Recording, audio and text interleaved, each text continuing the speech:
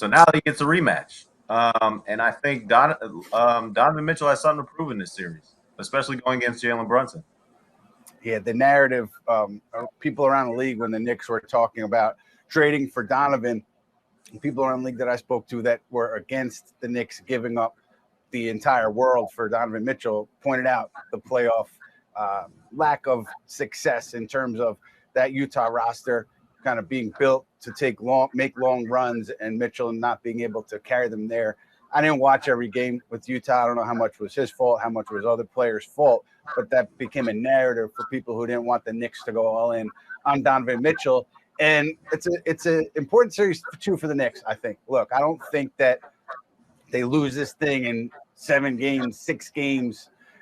Anybody over there is going to go crazy. But I think if they get swept, and are non-competitive in this series, I think this season's going to lose some luster.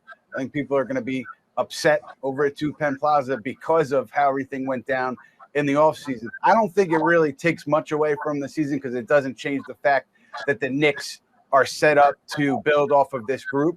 But just the narrative and the way things happen in the offseason, Steph, what do you think the reaction would be internally if the Knicks were to get swept or losing 5 games and just not be competitive?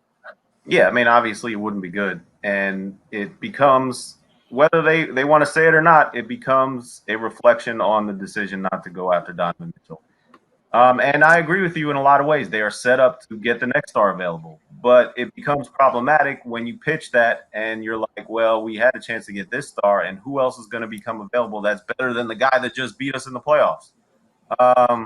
So, yeah, I mean, it's a faulty narrative, but it will take hold if the Knicks get pummeled here in this series. And certainly if Donovan Mitchell has a big one, you're going to be hearing a lot about that.